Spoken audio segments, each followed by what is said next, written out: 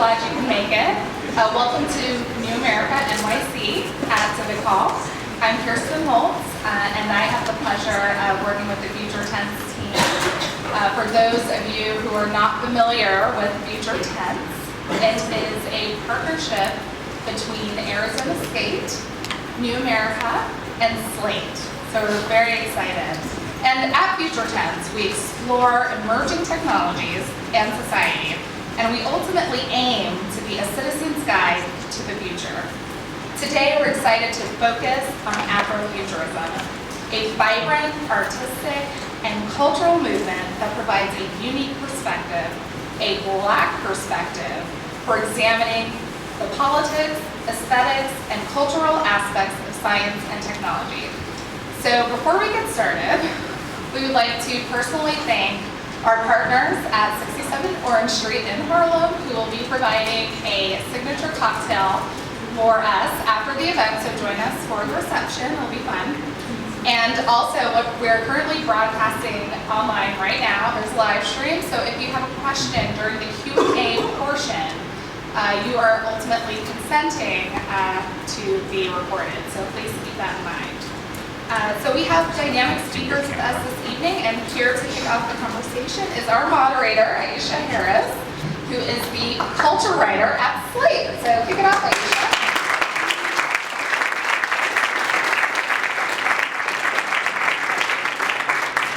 Hello everyone, welcome, thanks for coming out. I'm super excited to discuss this topic.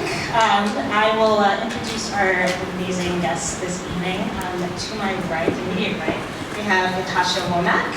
She's a filmmaker and the author of Afrofuturism, the world of Black sci-fi and fantasy culture, and also of the multimedia series Rayla 2212 about Rayla Ilmatic, a rebel strategist and third-generation citizen of Planet Hope. In the middle here, we have Wale Oyejide. Did I pronounce that correctly? Yeah. Wale is the designer and creator of the fashion brand Carrie Jones, as well as a writer, a former attorney, and recording artist and producer. And all the way on the far right is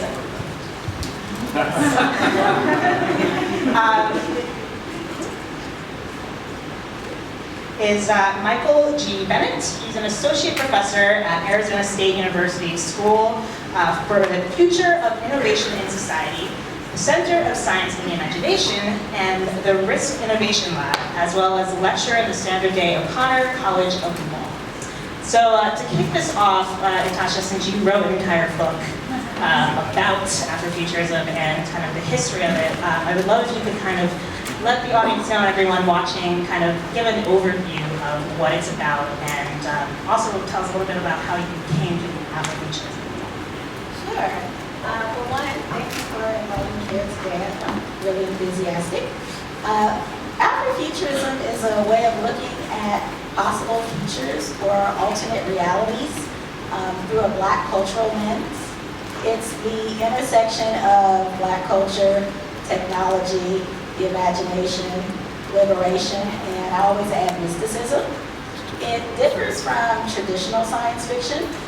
One, in that it views the future, the past, and the present as one.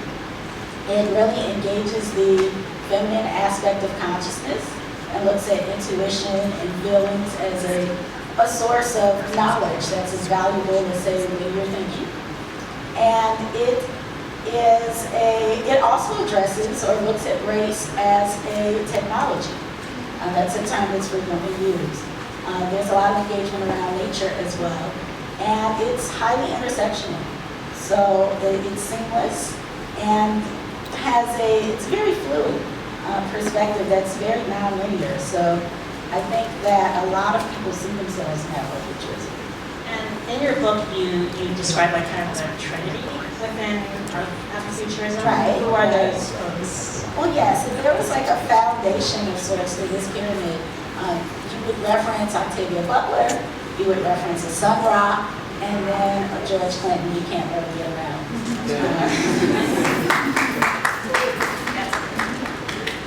So can you talk a little bit about like how you found yourself within Afrofuturism, because it seems like a very personal sort of getting into the movement, sort of feels like a personal, not a decision, but you have to kind of create that space. That's a big part of it, is like creating a space to get to that. So how did you come to that? Well, I think for a lot of people, it begins with a question, and then over time, you discover the answer, with most things. And for me, with Afrofuturism, I discovered that I was always an Afrofuturist, and I just did not know the term or didn't know the prism through which to really look at it. As a kid, I loved science, I loved history, but history and science aren't supposed to be the things you can merge, right? You're supposed to be a math person and a science person. You're supposed to be a reading person. So, there's a lot of judgments around that. But ultimately, when I went to college at Clark Atlanta University, I met someone who was talking about what we now call Afrofuturism. And over time, I really met a lot of people who were engaged with these ideas where they were looking at sound and the imagination and technology and music and culture. They wanted to see themselves in the future. They wanted to claim their relationship to science from a cultural perspective in terms of those who contributed in the past or were overlooked, and really wanted to engage these ideas for self-liberation, for social change, and felt that it could be very transformative.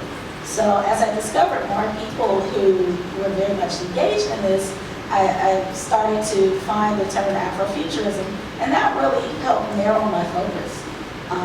It's very much, I would say, a journey of self-discovery. It kind of takes hold of you like that, much like the music that we call Afrofuturism. The vibrations just get to you and you're like, oh man, where am I? Well, I would say Afrofuturism is very much that same quest.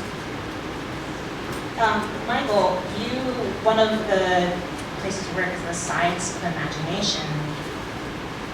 What does that mean, and how does that apply to your use and experience with Afrofuturism? Because Afrofuturism, a lot of it is about imagination and thinking outside of the box, and I'm curious how that applies to your work. So this is really direct. I whisper it all the time. It's going to be in my mouth if it's any closer. Is this? Yep.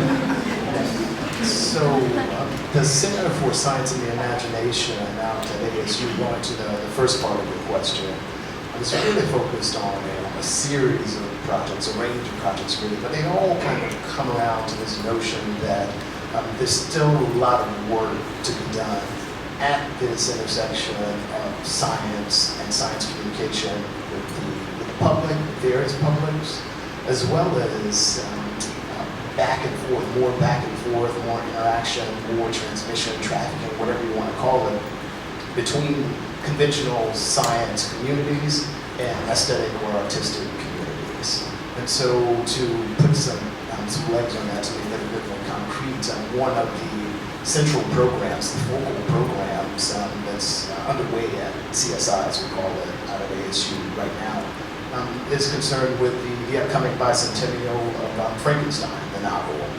And so a series of publicly facing engagements that range in terms of actors participating in it, that range from museums to practicing scientists to social scientists to lawyers like myself, are all gathering around this novel, and more importantly, the central concepts behind it to explore what it might actually mean to do innovative and practically by definition controversial work in scientific realms in the present and future. As far as my own engagement with Afrofuturism, in some ways it parallels what's happening out at CSI. There have been a series of movements, a series of works, including writings here that have been really critical to folks who, upon initial discovery of them, I didn't immediately associate them with Afrofuturism, perhaps because the term had not emerged yet, but Samuel Delaney, of course, is a major figure for Afrofuturism personally, along with probably comic books from the 1980s and the Bible. The only reason that I can read these days, right, his writings have been so profound for me. It's through him in his writings that I came across and continue to come across most of the figures that are central to the aesthetic, political, whatever you want to call it. And Wale, you do a ton of stuff. You have Curie Jones, your fashion line for menswear. You also have an exhibition. It's Our Africa, correct? Yeah, Africa 28 AD. It's basically an ongoing series we're working on that kind of depicts African cities 100 years in the future. Yeah. So I think there were some. Yeah, there were some images in the other room up there, but just to describe it a little bit, it's a series of digital images, and each one is a different city from a country in Africa, and you are in it, and also yeah, it's other super narcissistic, but for anyone who does fashion, if you've ever seen Kanye West, this is us. Yes, it's very exciting. It's about us first and foremost. But for me, it was the idea that all of what we do, and I think at the base level, what we do all this here is storytelling in some form or the other. So for any of us who ever watched Star Trek or Star Wars or anything with people with funny ears in it as a kid, many of us saw ourselves or hoped to see ourselves on the screen. And so it's natural that when you go on to tell stories of your own, you're going to inject pieces of your heritage, pieces of your culture, pieces of yourself into it. So for me, ultimately, if I'm telling stories and folk tales about my people, we're going to end up representing the way we look and the way we feel. So when I thought to convey images of different places in Africa, it's a huge continent with numerous different cultures and countries. It was very natural to say, well, what would the places, cities like Lagos and Nairobi look like in the future, as opposed to thinking about kind of the stereotypical view of the future that you see on television. It tends to not reflect a wide variety of cultures, even though they say they do on the base level. It's not as broad as it could be. So. Yeah, and those, your images, there's, I think in at least most of them, there's hovering kind of like drones and space aircraft. Right. And you have text underneath them as well. Yes. Let's see. For the whole, for the entire thing at the beginning, before the actual, and you can find them on his website, he writes, "The following is an ongoing series of stories that scrutinize aspects of present-day African society and attempt to telegraph their ripple effects in the far-flung future." Which I feel like in many ways encapsulates kind of what Afrofuturism is about, which is kind of, and many people have said this, it's taking bits from the future, bits from the past, bits from the present. And could you tease out a little more your background and kind of how you sort of came across that within the work? Sure. I think generally when we think of science fiction, it tends to be allegorical in nature. So you think about Star Trek and Star Wars, these are the biggest examples. They're stories about these cultures a long time ago in a galaxy far away or far in the future, but they're ultimately telling stories about us. So you watch Star Trek and you have the first interracial kiss on national television, but that's allowed to happen because it's this futuristic land, but it allows us to kind of relate to each other on a personal level in real life. So for me, oftentimes when you flip through the newspapers, on the rare occasions that they cover the continent of Africa, it tends to be doom, gloom, grisly in nature. You have your kidnappings, your oil theft, your terrorist attacks. And much of these things do happen, they do exist. But a lot of my work is intended to kind of convey a more full picture of life, not only on the continent, but specifically Nigeria, which is where I'm from. So when I tell these stories, whether they be in present nature or shot out to the future, it's always the idea of kind of telling you what's happening now, but with a wider scope, with a more human scope. So even when there's brutality, sickness, and violence, you're still getting it from the perspective of real people with actual emotions and connections. You're not getting these faceless brown people who are disposable, used as plot points. You're not getting a story about the first black dude who dies in the film because he's there. You're getting the idea that if he dies first, you get a family to cry about it. So that's ultimately we're using stories as a vehicle to kind of tell you about us and who we are in a more full, complete sense.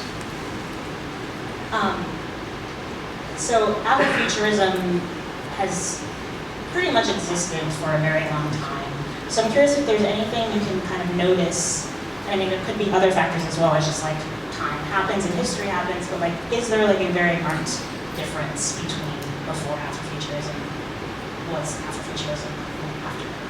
Well, I can say one of the reasons I wrote the book Afrofuturism was because a lot of people were engaging with these ideas, but they felt like they were very much alone. They were by themselves. They felt isolated.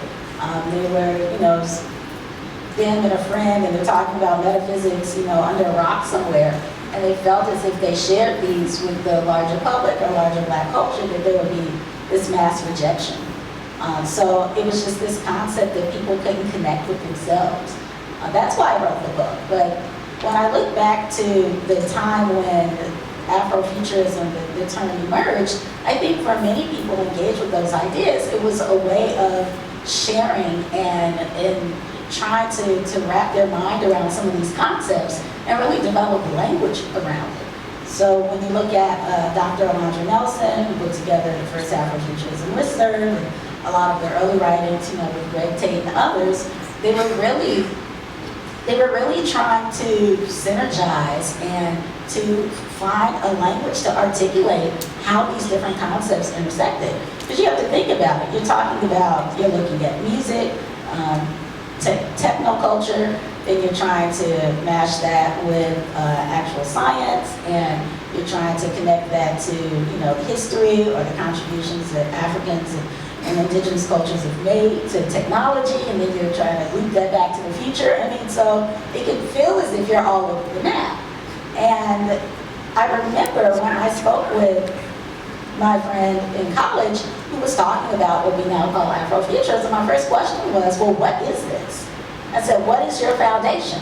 What is this philosophy? Because I came up in a New Thought metaphysics tradition, which is very foundational, if you ever pay much attention to it. So I'm like, okay, so give me a scholar, give me a philosophy, a point of view.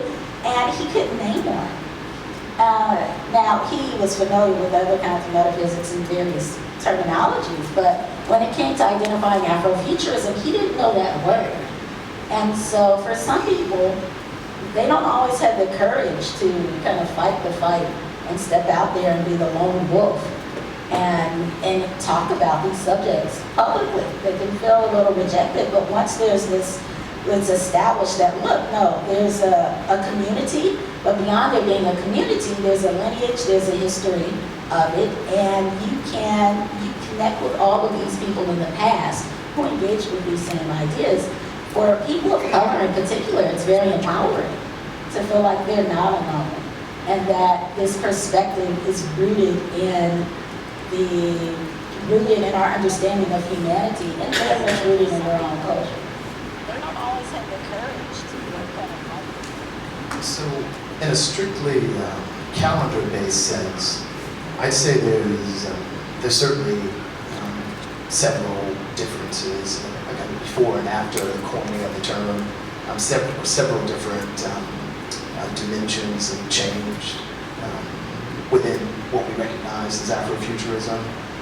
But one of the most important of them, and it's the only one that I'll mention just so I don't hog up too much time here, is that I think that the concepts, the fundamental concepts behind the term have become much more relevant.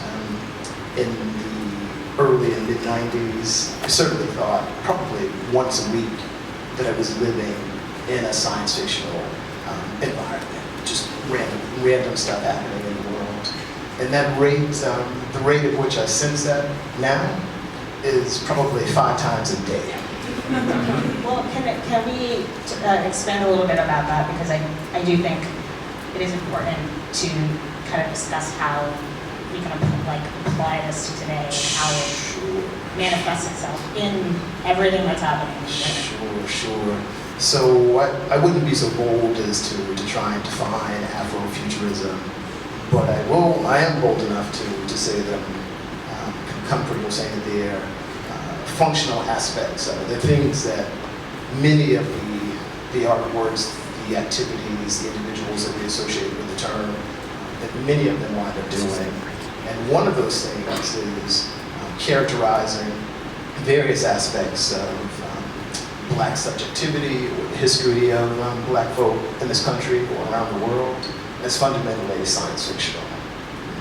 So a classic way in which that's done is to say, take a kind of radical revisionist history perspective on the Atlantic slave trade, and to say that in addition to the conventional interpretation of it as being this economic and ultimately, obviously, fundamentally racist an event, you can also understand it as a kind of an alien abduction, right? And to run with this metaphor of alien abduction and kind of open up two science fictional concepts, two science fictional neologisms, two science fictional tropes of various types, many aspects of contemporary Black existence. And so that honestly is a really personally attractive aspect of Afrofuturism. It's one that, as I said a moment ago, it's one that I felt pretty regularly before I had any idea what the term meant. And again, it's one that I feel with increasing frequency now when we look around at the state of the world, whether we're talking about assaults on the biosphere, whether we're talking about police brutality, which is a chronic issue these days, or gun violence. And by the way, speaking of gun violence, to all the people out there in live stream land, folks in Paris, folks in San Bernardino, folks in Chicago, folks in Staten Island, thoughts, good wishes and vibes go out to. I wish I could say more than that. But coming back to the main point, many aspects of what's going on now oftentimes get captured under this term of the Anthropocene, right? Especially ecological damage and the assault on the biosphere. And then the fundamental notion there being that humans now are having such a profound impact on the globe, on the planet, that in the same way that we might talk about the Jurassic Age as being one dominated by reptiles, we can now talk about this period that we're in being dominated by human activities. But to run with the science fictional theme just a bit further, I would say for those of us that are interested and in various ways committed to Afrofuturist thought, that we might call it a Cthulhu scene. Really, it's a fundamentally horrific, for many folks that are Black in this country and around the world, it's a fundamentally horrific period and has been for a long time. And I think that's why I like the imagination part of Afrofuturism, because it's about using that imagination to transform your circumstances, to be able to see something beyond what happens to be in front of you, and therefore connect with that and almost project yourself into that experience by seeing it first and moving past a certain projected reality.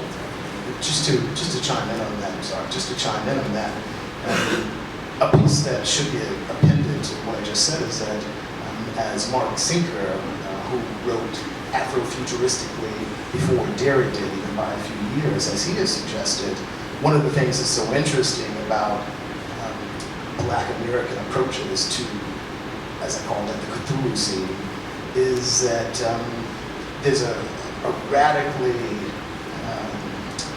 almost tragically visionary approach to the apocalyptic, right? It's not defeatist.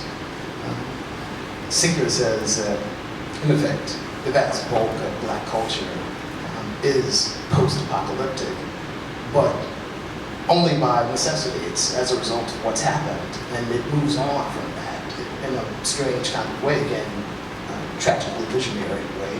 It embraces apocalypse because there is no choice, really. You have to apply your imagination to create new things, given the stripping away of everything that mattered after a certain point. Well, your thoughts? So from an African perspective, much of the stories and things that were told of the continent of Africa to the Western world have a very stark, particular picture. Like you say the word African, people immediately convey certain images, by and large, they tend to be negative. So what we do in storytelling, whether it be present day or in the Afrofuturistic theme, is the idea of kind of reclaiming your narrative and telling these stories so that people won't tell them to you for you, and telling these stories so that you can then have a basis to live your life forward towards. So instead of having somebody in Hollywood tell you Africa is like, I wonder what it would be like, you then have people who are from there, who are live there, who understand it, who can kind of convey what they believe things will go forward. So that we're basically reclaiming the image, what has been kind of forced upon us by people who are not familiar with who we are. I'm curious, I mean, this is a few years back, but what did you think of District 9 in terms of, did you see District 9? Yes, so awesome film, pretty problematic depictions of Nigerians. So that stands out to me because I am one. Really attractive looking film. So this is kind of a different point, but Beast of No Nation just came out, this Idris Elba's film, It's a great film. by Cary Fukunaga. And I'm sure it's amazing because I love his work on True Detective and Sinumbre. I just didn't have an interest in seeing it because I heard this from a lot of different Africans as well. It's just they didn't. Like, we have this fatigue of suffering. So while it is true that there is a degree of like negativity and violence, and I'm sure it's pretty close to true to accurate, at a certain point you just get tired of seeing people needlessly slaughter each other without much else. So that said, I haven't seen the film, so it's not fair for me to completely indict it. But there's a degree of like, I've seen it. So I know that people felt similar to Untold as a Slave without having seen it. And so it kind of made me, like, I saw it and it was a wonderful film. But it kind of, when Beast of Nation came out, it made me realize that there were certain sectors of the population that just kind of get tired of seeing their people being brutally assaulted and intimate, regardless of the merits of how great the story is. It's an old story. You know, I was thinking too, when it comes to Afrofuturism, I think one of the things that excites people about it is that it triggers a sense of agency, right? And your ability to tell a story, but also your ability to really connect to a narrative that's not dystopian. You know, oftentimes the way the black cultural narrative is shared is that it's kind of this ongoing struggle of sorts. And there's a truth to that. There's total truth to that. But I think another perspective is looking at the incredible resilience. And out of that resilience comes a strength, a sense of optimism that then gives you a level of agency. And so, you know, there's kind of this realism that's always placed upon us when it comes to our storytelling, as if we're supposed to talk about a specific thing in a specific way, and if you don't have this kind of forward arc to it, then you are not adequately capturing the story of our cultures. But when you step into the creative world and the realm of the imagination, not to mention things that have actually happened, you can create your own story. So there's just this concept that our imaginations can be hijacked, because as people of African descent, we're supposed to tell a particular kind of narrative when we can dream up anything we want to dream up and have a sense of agency in our real world, but as well as in our own creative lives. And it's that creativity that has helped us to transform our experiences and facilitate a level of, forget survival, but flourishing in unusual times for quite some time. It seems like people of color, especially Black people, that's a lot of the art, whether it's Afrofuturism or not. It's the idea of like hope and not focusing, or maybe not focusing, but not dwelling too much on the struggle. So how is that Afrofuturism different, say, than something that is equally as like hopeful and sort of resilient? Example, Kendrick Lamar's All Right. Like, that's a very powerful, hopeful, resilient song, but I wouldn't classify it as Afrofuturism. Is it just solely the technology aspect or the science fiction aspect, or is there more than that kind of separates? I think it's the science fiction aspect, but I think Afrofuturism takes it to space. It takes it, in some cases, to the supernatural, and they become flip sides of the same coin. So it doesn't have to be purely rooted in the here and now, where there's a sense of limitation in the three-dimensional realm. You see that, and so there's always this understanding that there's more than the three-dimensional realm, and whether you're talking about the physicality of actually being in space, or you're talking about, you know, just other worlds, generally speaking. there's always this interconnection to that sense of self and this larger identity. So you aren't just a human being, you can be you're a universal being that's in a three-dimensional space. And so Afrofuturism constantly reminds us of that. Whereas other narratives that may talk about hope and aspiration, that's not what they're centered in.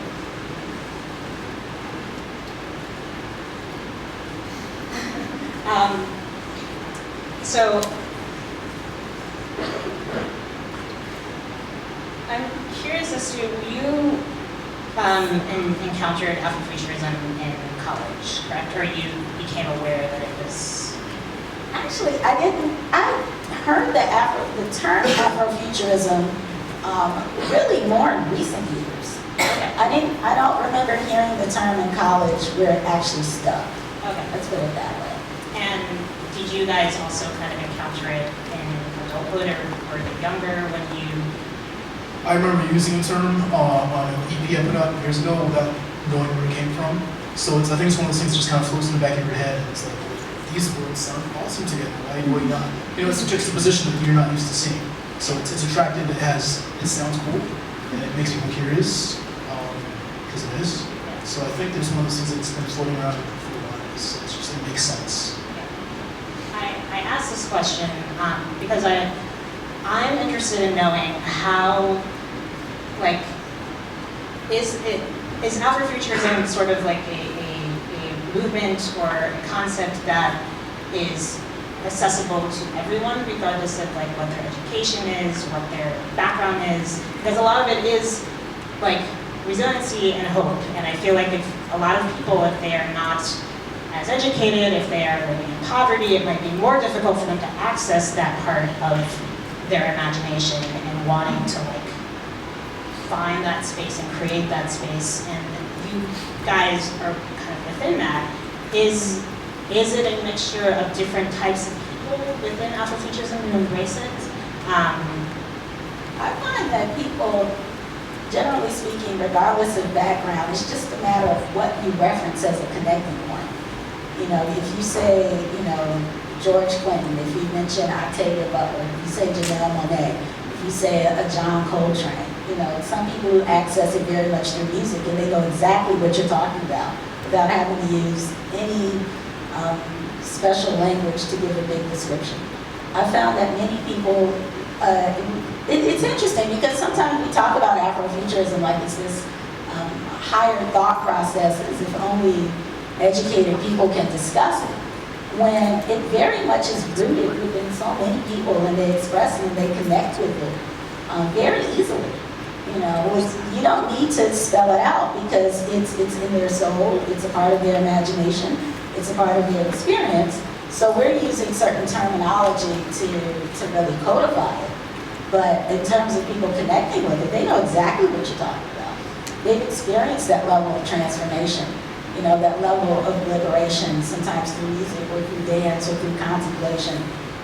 They see themselves as being larger than the spaces that they're in. And when it's shared that, hey, this is something we can talk about publicly, they're game. You'd be totally surprised about who connects and why they connect. And you just ask them the right question, and they're more knowledgeable than anyone you could imagine. Because it's just a matter of asking the right question. It seems to me that, as is the case with so many vital artistic modes, I guess is one way to describe some of the things that happens under the auspice of Afrofuturism, with so many activities in that category, there's a wide spectrum of application, right? So perhaps someone who is struggling to put food on the table on a weekly or daily basis might not be reading the theoretical writings of someone like Coldboy Shun. Maybe they are, maybe they're not, but maybe they are seeing the video for Missy Elliott's new relatively new WTF video, which is, for my money, profoundly Afrofuturistically tinged. And you can get a hyper-compressed sense of at least some of the things that we're talking about here by seeing a music video, by hearing certain recordings of music, maybe even by hearing very short poems. If someone is really skilled, maybe even just by reading a tweet. By the way, I hope you're tweeting. So I've learned very quickly, like even years ago with making music, the idea of owning what you create is futile and the fool's errand. So you make something, you put it out into the world, you have no control over who appreciates it, nor should you. So when you have a genre like whether it be Afrofuturism, whether it be hip hop, you're gonna make it, and whoever feels it connects to it is who connects to it. And you ultimately have no right, or I believe that you have no right to say like you can't relate to that because you didn't experience it the same way I did, or you didn't grow up the way I did, or you didn't look the way I did. So for me, it's almost just like opening this whole new hallway into a library that everyone is free to access, and that most people didn't know was there. So in a sense, I see people like us as gatekeepers or people who are in front of the doorway saying like, look, there are other stories for you to check out, and they're just as full and complete and diverse as all of those that you've been exposed to before. So it's just kind of opening the spectrum to life and experience through storytelling. We've mentioned Star Wars a couple times here. We've also talked a little bit about how one aspect of Afrofuturism is the body, the black body being sort of an alien, not of this planet, the other. And since Lupita Nyong'o has been cast in Star Wars, there's been a bit of a sort of controversy.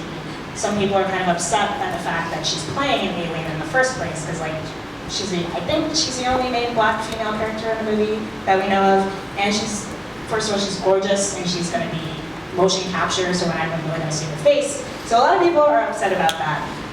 I'm curious because part of Afrofuturism is kind of embracing the alienness of her body and claiming it. What do you guys think of people being upset about this, and are you here for that? No. I have to see the movie. I can't talk about it without seeing it. But do you think people are jumping the gun in terms of, you know, her representation in the movie? Like, you are like a wait and see type of person. You don't. Right. I'm kind of wait and see, but I do understand that people they get very excited about representation. You know, as we should, because that's sort of the holy grail, right? I want to see images of people on the continent of African descent in the future. I want to see that image, right? I don't want it implied. I don't want to see a metaphor about looking at an alien and then I'm supposed to say, oh, that's my story. I want to actually see people who look like me, because why should I not? You know, so it's the whole idea that people are this concept, and it's not a concept, it was a reality, you know, an attempt to erase people from the future. So you're erased from the past, you're erased from the future, and then you're sort of hovering in the here and now, waiting for someone to write a story, and you know, with your complexion in it. So, you know, that I don't like that lack of agency, right, at all. So I understand how important representation is, and I just have to give a little shameless plug. I am doing a movie called Bar Star City, which I wrote and directed, which I am writing, and I have written and will direct, and I'm shooting that project, you know, early next year. And it's about engaging stories of people of color that are in the future or in the here and now, and very spaced out, and all of that, and showing just how easily we connect to a lot of these concepts. And it was very intentional. And most of the people are people of African descent, and that was done so because that means something. You know, it communicates a message. So I understand why people would be critical. We all do. You know, there's other projects we can name where they put, you know, masks on people and, you know, pull the hair back so we can tell. You know, just all this cover. Isn't Predator sort of like he has dread, like they look like dreads, but you know, like weird, like subtext that this is a black guy. But right, I mean, look at yeah, I hadn't thought about that either. I mean, but just look at it. Maybe I'm reading too much into it, but I know, but it's these little things that we look at. We're like, oh, Darth Vader. We love Darth Vader. Why? Because he was James Earl Jones underneath, and he had a black exterior. I mean, really, that's what we're holding on to here. So I love it because he choked people at a distance. That's a useful skill. Calrissian and stolen, had lost the Millennium Falcon. You know, I mean, these are like things in our head. We're like, man, then he could have been a star. So I think we live in a culture of like perpetual needless outrage. People, literally every day, there's something to be like very upset about. And I think that there's oftentimes some justification, but my perspective on that is to do exactly what you did. Is if you're upset about not seeing the pizza, make a film. We live in the culture of like everybody's phone can record, YouTube is there. I would walk into Ralph Lauren's and not see things that represented me, so I started a mentor. I'm not by any means like a huge success, but it's the idea that literally anyone in this room can create what they want to see in the world. So instead of being mad about J.J. Abrams or George Lucas or Jar Jar Binks, what's horrible, write your story, make your film. If we all do that, there won't be much to complain about.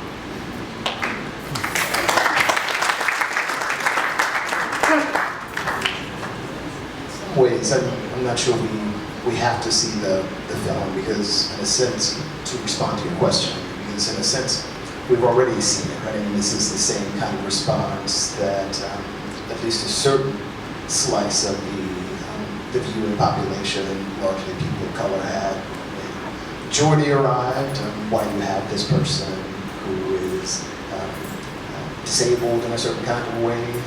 Many of the comments were the same thing with Michael Dorn as Worf, right? Why does basically the coolest character on the program have to be hidden behind all of this wrinkly stuff on his forehead and right, receding hairline and so forth? It's a perennial kind of critique that I don't want to dismiss out of hand because identity politics are, first of all, they're rigorously serious and they need to be taken seriously. But I do think oftentimes that kind of angle, that kind of critique of science fiction, it can be a bit too serious, right? It can be a bit too serious. Again, this is pop culture. It's American pop culture as well, so your expectations need to be adjusted, in my opinion, downward usually. And then there are instances of these types of moments that are just hilarious, right? So the reboot of Battlestar Galactica, for example. I thought it was hilarious what they did with the doctor, the black doctor, who is people know by a show of hands the reboot. So so Battlestar Galactica, it's back and gone again, right? So now I guess 10 years. Yeah, exactly. So 10 years or so ago, a reboot of it. And long story short, there are a bunch of clones that are Cylons now, and there are a limited number of them, right? And they are, in some ways, quasi-immortal. Whenever they're killed, their consciousness uploads to a giant ship in space, and another version of their selves pops out. Essentially, their physical bodies are stored in large numbers, each one of these instances of Cylon, stored in large numbers on the ship, waiting to be uploaded with their consciousness whenever the one that's walking around is killed. And there's one that's black, right? And he's a doctor, and he just gets killed over and over and over again. And it seems like the part of the storyline or something? It's almost like a plot joke. device? Exactly. So whereas with the red shirt in the original Star Trek series, the black dude can only be killed once, right? And then you get upset. And this dude just gets killed over and over and over and over again. And You kept reading, is what you're saying. I kept watching. Yeah, and I still watch. You should too. So I think we're going to open it up to a few questions from the audience. Racism in Afrofuturism, where the black experience, and black, subjectivity is placed at the center. I asked because earlier this week Siri was in the news because she was asked to define the word bitch, and one of the definitions was parentheses black slang and parentheses a woman. And so we discovered our AI is heteropatriarchal and our future is racist.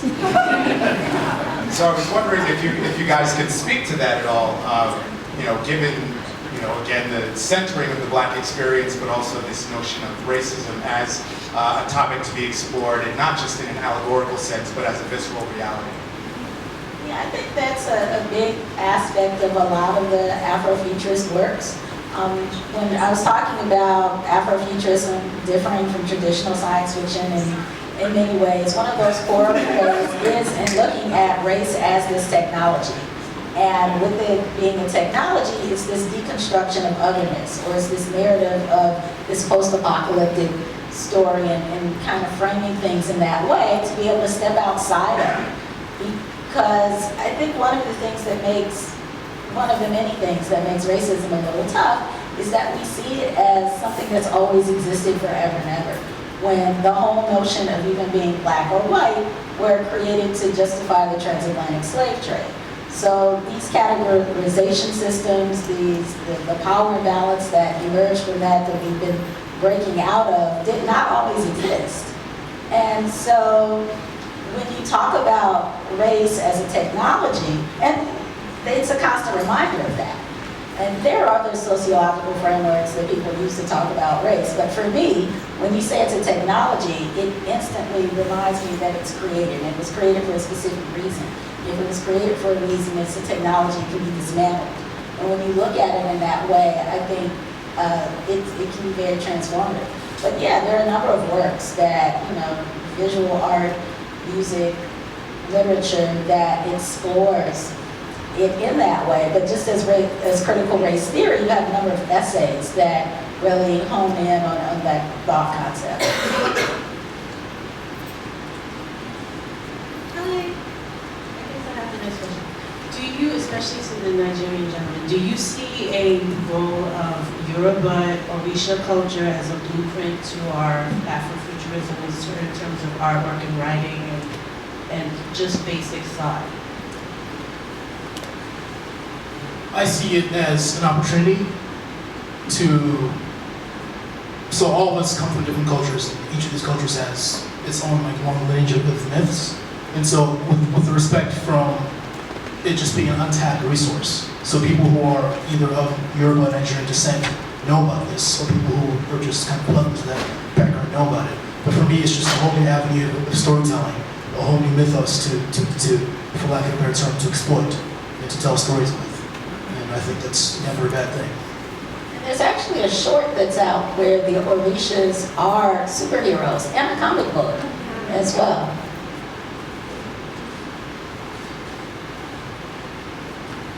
Hi there, this has been really fascinating. I'm curious, considering African American culture in particular in America, and how religious it is, how Christian it tends to be, what role religion plays in Afrofuturism? Well, I could say that the mysticism is a big aspect of Afrofuturism.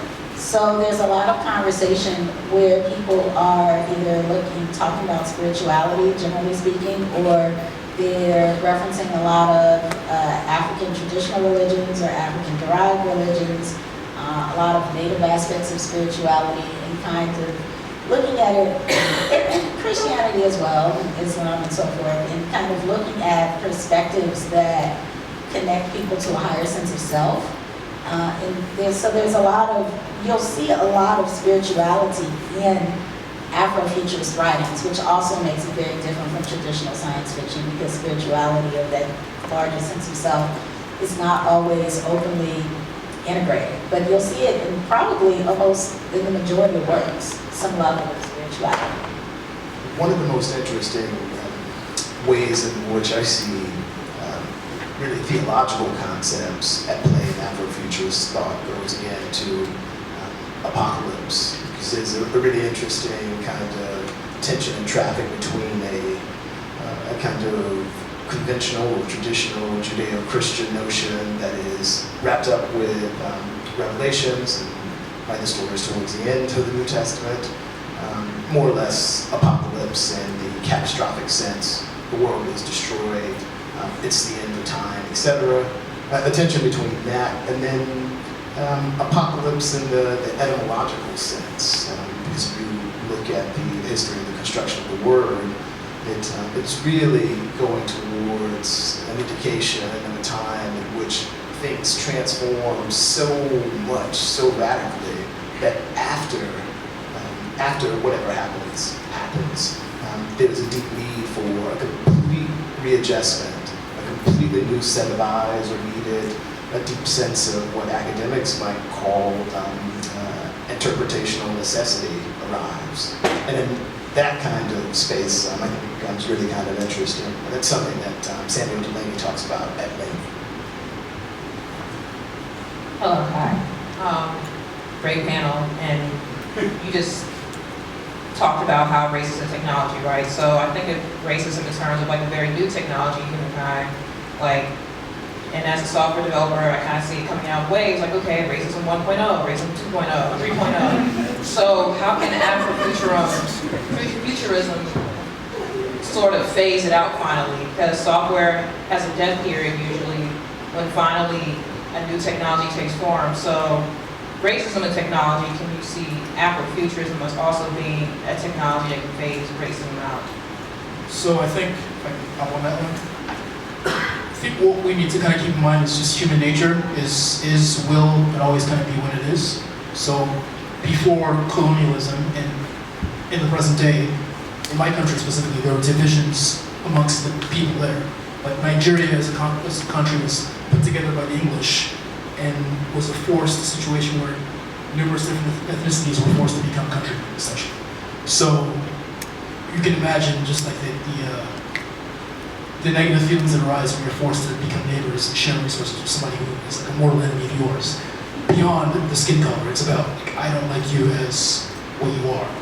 So when you speak of racism, that's absolutely a reality and a constant technology, if you will, that we need to work on. But as human beings, we will always find a reason to divide each other. And that's kind of the question that we need to look at. I mean, if you take it a step further, people who do the most violence against each other tend to be people who are within proximity and people who look like each other. So oftentimes, although racism is a horrible ill that plagues America, it's not the sole thing that haunts us, it's us. This is a bit of a follow-up to the religion question, perhaps, in that, I mean, certainly the aesthetic element of Sun Ra's foundational role in Afrofuturism is pretty much beyond question. But I'm wondering how much attention has been paid from like the theoretical standpoint, to sort of like specifically his utopian vision, which does have like very strong spiritual and political and activist dimensions to it. Once you actually like look at what he was saying while he was playing the music. Sure, there's been a number of workshops and more recently a conference. It was at the University of Chicago that specifically centered around Sun Ra and the mythology around resistance, cultural resistance. And Thomas Stanley was one of the speakers there. He wrote a autobiography, a book on Sun Ra. And he talked about Sun Ra as being very much apolitical in the sense that the actions that he took may have been viewed in the context of politics, but he was apolitical in that he was very much about universalism and celebrating your cosmic identity. And everyone has a cosmic identity and wanting to really hyperlink people to that state of existence. So Sun Ra is more now than ever viewed in the context as a philosopher. He always was, but now it's being actively discussed. And there are a series of, if you're interested in the theoretical and conceptual dimensions of Sun Ra and theorization around Sun Ra, there are a series of interesting pieces, including dissertations that have been written in the last 5 years or so that I can point you towards after we finish up. I have a question back here. So I think classism is, I think we kind of touched on this a little bit earlier, but classism, within Black culture is something that plagues the community very often. And it's something that we rarely talk about when we discuss how the Black community should be moving forward. Does Afrofuturism touch upon that in any way? The division between the educated Black man or woman and the woman living in the projects, etc. Is that a topic that's ever touched upon in Afrofuturism?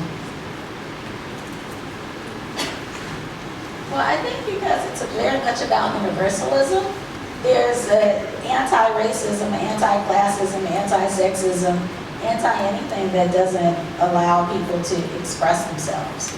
And so, but I can't think of a work that specifically deals with classism from an intercultural perspective, which doesn't mean there's not one that it doesn't exist. I just can't think of one. So I think another partial answer is that you could certainly make links between some of the fundamental works that are associated with Afrofuturism and class analysis in one way or another. And one that comes to mind immediately, or multiple ones that come to mind immediately, are the science fictional stories that W.E.B. Du Bois wrote. Because as soon as you are on that terrain, then not only are you talking about very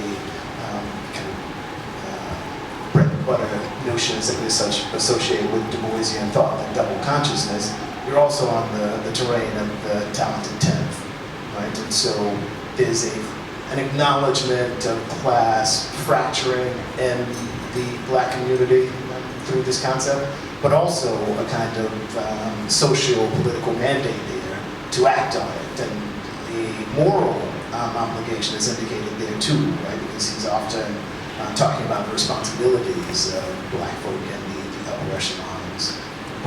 But yeah, I'm kind of struggling to think of a word that addresses it directly. Right, not class specifically in a cultural context. Like I can think of class, well, in my book, Rayla 2212, when you look at the formation of this new planet that was a former Earth satellite, class emerges, despite the fact that it was utopian and people didn't want to have class. So race doesn't exist as we understand it today. But there is this idea of, well, who was here first, and who were the original architects, and then, so there's a sense of class that emerges out of that. And I think that kind of goes back to your human nature point that you had mentioned before, about there being a desire among some people to always want to try to create some sense of separation. So that concludes our conversation, but you guys can actually join us in the other room.